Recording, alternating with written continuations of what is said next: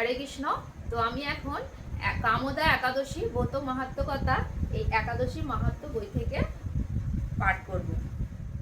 চৈত্র মাসের শুক্লপক্ষের কামদা একাদশী ব্রত মাহাত্ম্য বরাহ পুরাণে বর্ণিত হয়েছে। মহারাজ যুধিষ্ঠির বললেন, হে বাসুদেব, আপনি কৃপা করে আমার কাছে চৈত্র মাসের শুক্লপক্ষের একাদশীর মহিমা কীর্তন করুন।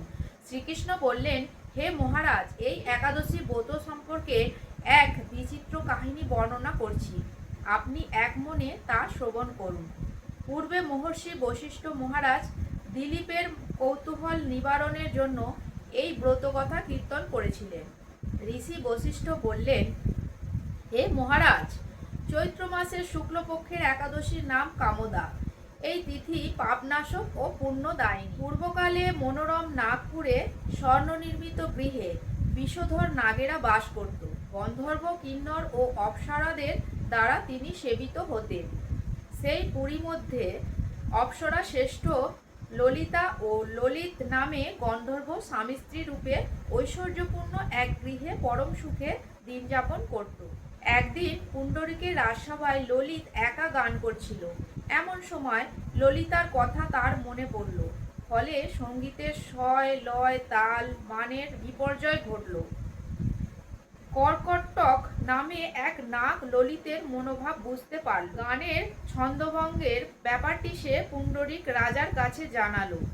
তা শুনে সর্পরাজ ক্রোধ ভরে কামাতুর ললিতকে, ওরে দুর্মতি, তুমি রাক্ষস হও বলে অভিশাপ দান করল। সঙ্গে সঙ্গে সেই ললিত ভয়ঙ্কর রাক্ষস মূর্তি ধারণ করল। তার হাত 10 যোজন বিস্তৃত, মুখ পর্বত গুহা তুল্য, চোখ দুটি প্রজ্বলিত আগুনের মতো, ঊর্ধ্বে 8 যোজন বিস্তৃত প্রকাণ্ড এক শরীর সে লাভ করল। ললিতের এরকম ভয়ঙ্কর রাক্ষস শরীর দেখে ললিতা মহা দুঃখে চিন্তায় ব্যাকুল হলেন। স্বেচ্ছাচারী রাক্ষস ললিত দুর্গম বনে ভ্রমণ করতে লাগল।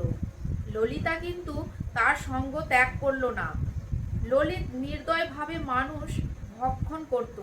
এই পাপের ফলে তার মনে বিন্দু মাত্র শান্তি ছিল না। পতির সেই দুরবস্থা দেখে ব্যথিত চিত্তে রোদন করতে করতে ললিতা গভীর বনে প্রবেশ করল। একদিন ললিতা বিন্ধ্যা পর্বতে উপস্থিত হলো।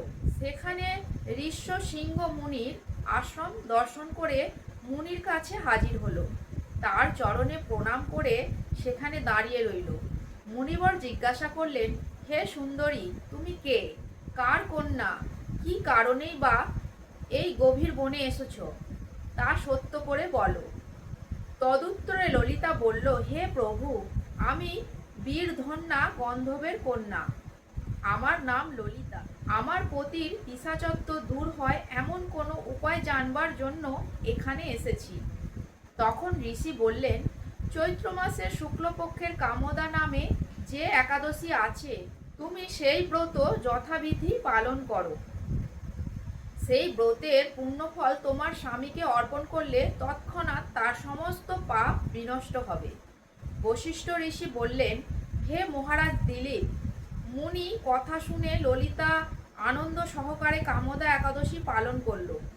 তারপর ব্রাহ্মণ ও বাসুদেবের সামনে পতির উদ্ধারের জন্য আমি যে কামদা একাদশীর ব্রত পালন করছি তার সমস্ত ফল আমার পতির উদ্দেশ্যে অর্পণ করলাম। এই পুণ্যের প্রভাবে তাঁর পিশাচত্ব দূর হোক।